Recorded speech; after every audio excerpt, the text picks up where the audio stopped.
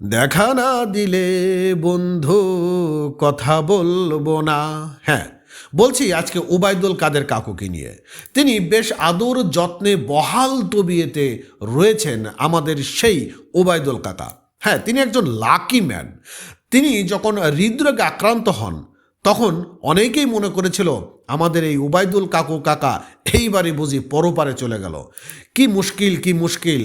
তিনি কিন্তু বেশ ভালোভাবেই আবার সেই জায়গা থেকে ফিরে এসে আওয়ামী লীগকে ধ্বংস করে এরপর তিনি বাংলাদেশ ছেড়ে চলে গেলেন। কোথায় রয়েছেন ওবায়দুল কাকা? আর এই ৯৫ দিন পর তার দেখা মিলল।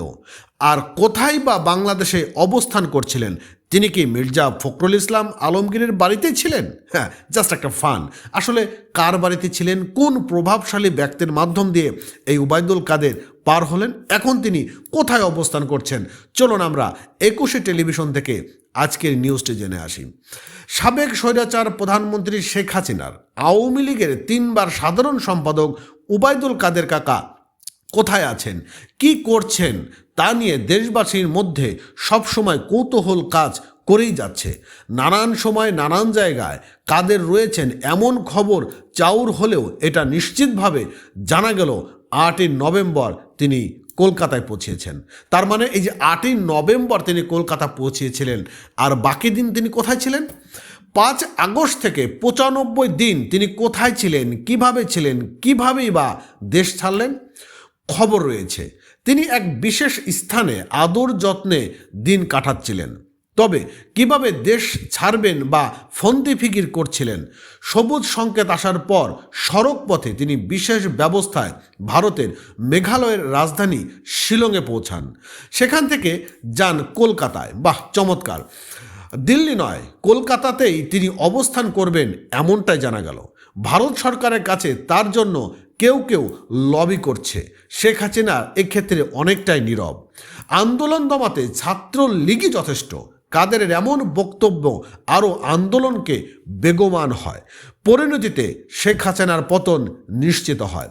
আমি আগেই বলেছিলাম যে আওয়ামী লীগের যদি কোনো কারণে পতন হয় তখন আমাদের এই ওবায়দুল কাকার কথাবার্তার কারণেই এই আওয়ামী লীগের পতন হবে। এ কারণে শেখ হাসিনা কাদেরের উপর যার পরনই বিরক্ত, তাকে নিয়ে ছাত্র জনতার মধ্যে ব্যাপক প্রতিক্রিয়া রয়েছে।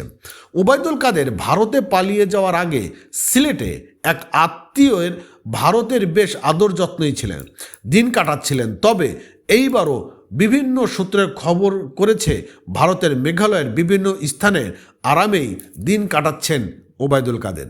অর্থাৎ বিষয়টা হচ্ছে যে এই যে ওবায়দুল কাদের তিনি বাংলাদেশ থেকে পালিয়ে চলে গেলেন, সবাই মনে করেছিলেন যে মির্জা ফখরুল ইসলাম বাড়িতেই কি রয়েছেন। না, আসলে মির্জা ফখরুল ইসলামের বাড়িতে তিনি ছিলেন না। তিনি একটা জায়গায় ছিলেন এবং একজন প্রভাবশালী ব্যক্তির কাছেই তিনি ছিলেন। সুযোগ সুবিধা বুঝে তিনি দেশ ছেড়েছেন এবং তিনি জানতেন যে যখন পরিস্থিতি ঘোলা হয় তখন যদি তিনি দেশ ছাড়ার জন্য কোনো রকম পায়তারা করতেন তাহলে ধরা খেয়ে যেতেন।